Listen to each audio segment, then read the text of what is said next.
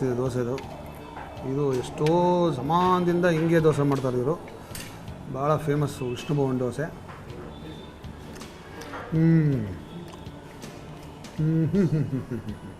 ತುಂಬ ಚೆನ್ನಾಗಿದೆ.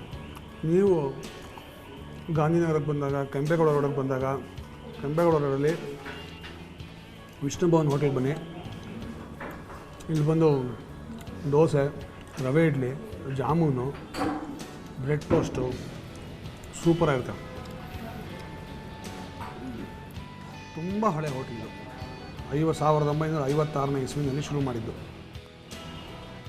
ಒಂದೇ ಟೇಸ್ಟ್ ಮೇಂಟೈನ್ ಮಾಡ್ಕೊಂಬಂದಿದೆ. ದೋಸೆ ಆವಾಗ ಹೆಂಗಿತ್ತು ಇವತ್ತು ಹಂಗೆ ಇದೆ ಟೇಸ್ಟ್.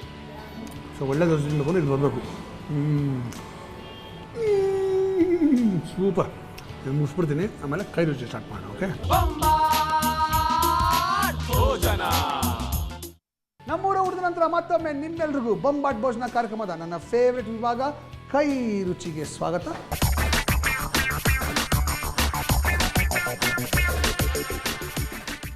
ಕೈ ರುಚಿಯಲ್ಲಿ ಇವತ್ತೊಂದು ಸ್ಪೆಷಲ್ ಆಗಿರೋ ಪನ್ನೀರ್ ಕರಿ ಮಾಡೋದನ್ನು ಹೇಳ್ಕೊಡ್ತೀನಿ. ಪನ್ನೀರ್ ಐಟಮು. ಇದಕ್ಕೆ ನಾನು ಇಟ್ಟಿರೋ ಹೆಸರು ಪನ್ನೀರ್ ಪಟಾಣ ಅಂತ. ಪಟಾಣ ಅಂದರೆ ಪಟಾಯಿಸೋದು, ಅಂದರೆ ಮೆಚ್ಚುಗೆ ಗಳಿಸೋದು ಅಂತ. ಯಾರ್ದಾದ್ರೂ ಮೆಚ್ಚುಗೆ ಗಳಿಸಬೇಕು ಅಂದರೆ ಈ ಡಿಶ್ ಮಾಡಿಕೊಡ್ಬೇಕು. ಅವ್ರು ಇಮಿಡಿಯೇಟಾಗಿ ನಿಮ್ಮನ್ನು ಮೆಚ್ಕೊಂಡ್ಬಿಡ್ತಾರೆ. ಪನ್ನೀರ್ ಪಟಾಣ. ಓಕೆ. ಸೊ ಈ ಪನ್ನೀರ್ ಪಟಾಣ ಮಾಡೋದಕ್ಕೆ ಏನೇನು ಪದಾರ್ಥಗಳು ಬೇಕು ಅಂತ ನೋಟ್ ಮಾಡ್ಕೊಳ್ಳಿ. ಮೊದಲನೇದಾಗಿ ನಾನು ಪನ್ನೀರನ್ನು ದೊಡ್ಡ ದೊಡ್ಡ ತ್ರಿಕೋಣಾಕಾರದಲ್ಲಿ ಕಟ್ ಮಾಡಿ ಇಟ್ಕೊಂಡಿದ್ದೀನಿ.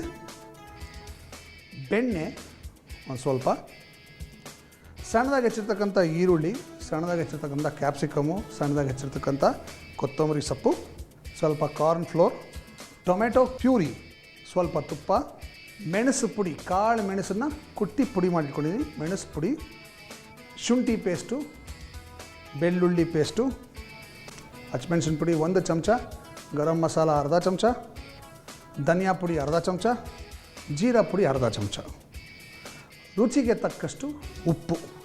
ಈಗ ಈ ಪನ್ನೀರ್ ಪಟಾಣ ಮಾಡೋದು ಹೇಗೆ ಅಂತ ಹೇಳ್ಕೊಡ್ತೀನಿ. ಮೊದಲನೇದಾಗಿ ಪನ್ನೀರ್ ತೊಗೋಬೇಕು. ಈ ಸ್ಲೈಸ್ ಮಾಡ್ಕೊಂಡಿರೋ ಪನ್ನೀರ್ಗೆ ಬೆಣ್ಣೆ ಹಚ್ಚಬೇಕು. ಹೇಗೆ ನಾವು ಟೋಸ್ಟ್ಗೆ ಬೆಣ್ಣೆ ಹಚ್ತೀವೋ ಅದೇ ಥರ ಪನ್ನೀರ್ಗೂ ಕೂಡ ಬೆಣ್ಣೆ ಹಚ್ಚಬೇಕು.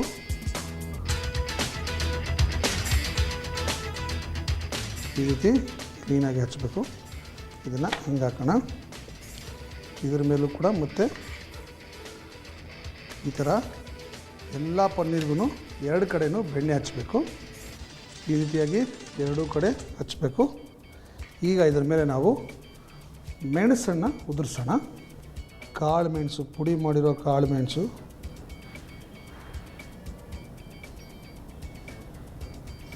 ಇದನ್ನು ಕೂಡ ಸ್ವಲ್ಪ ಪ್ರೆಸ್ ಮಾಡಿದ್ರೆ ಅದು ಒಳಗಡೆ ಅಂಟ್ಕೊಳ್ಳುತ್ತೆ. ಅದಕ್ಕೆ ಇನ್ನೊಂದು ಸೈಡ್ಗೆ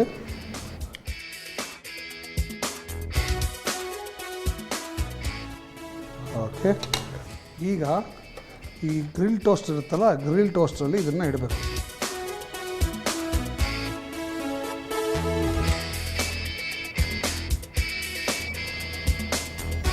ಇದನ್ನು ಇಟ್ಬಿಟ್ಟು ಬ್ರೌನ್ ಕಲರ್ ಆಗೋ ತನಕ ಅದನ್ನು ಟೋಸ್ಟ್ ಮಾಡಬೇಕು.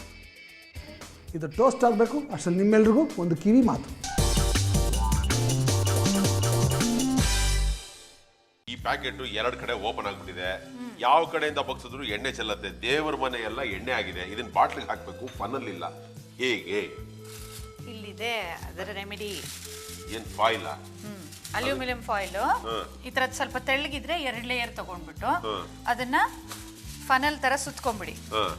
ಅದನ್ನ ಬಾಟ್ಲಲ್ಲಿ ಇಟ್ಬಿಟ್ಟು ಎಣ್ಣೆ ಹಾಕಿ ಎಲ್ಲೂ ಚೆಲ್ಲಲ್ಲ. Very good.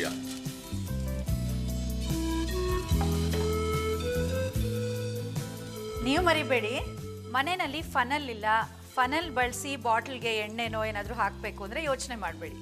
ಅಲ್ಯೂಮಿನಿಯಂ ಫಾಯಿಲ್ ಇರುತ್ತಲ್ಲ, ಅದನ್ನು ಫನಲ್ ಆಕಾರದಲ್ಲಿ ಸುತ್ತಕೊಂಡು ಬಾಟ್ಲಲ್ಲಿಟ್ಟು ಎಣ್ಣೆನೋ ತುಪ್ಪನೋ ಬಗ್ಸಿ ಚೆಲ್ಲಲ್ಲ. ಫನಲ್ ಥರ ವರ್ಕ್ ಆಗುತ್ತೆ.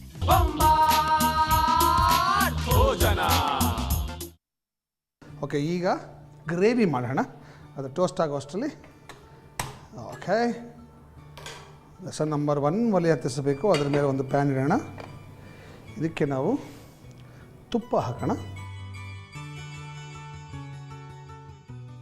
ನೀವು ಎಣ್ಣೆ ಬೇಕಾದ್ರೆ ಹಾಕ್ಬೋದು, ಏನು ತೊಂದರೆ ಇಲ್ಲ. ಚೆನ್ನಾಗಿ ಕಾಯಬೇಕಿದು.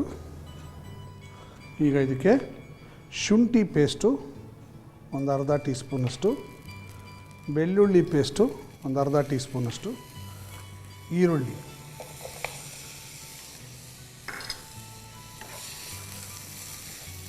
ಇದು ಬಣ್ಣ ಹೋಗೋವರೆಗೂ ಇದನ್ನು ಚೆನ್ನಾಗಿ ಹುರಿಬೇಕು ತುಪ್ಪದಲ್ಲಿ. ಇದಕ್ಕೆ ಕ್ಯಾಪ್ಸಿಕಮ್ ಹಾಕೋಣ. ಕ್ಯಾಪ್ಸಿಕಮ್ಮು ಮತ್ತು ಈರುಳ್ಳಿ ಎರಡು ತುಪ್ಪದಲ್ಲಿ ಚೆನ್ನಾಗಿ ಬೇಯಬೇಕು, ಅಲ್ಲಿ ತನಕ ಇದನ್ನು ಹುರಿಬೇಕು. ಅಷ್ಟರಲ್ಲಿ ನಿಮ್ಮೆಲ್ರಿಗೂ ಒಂದು ಬ್ರೇಕ್.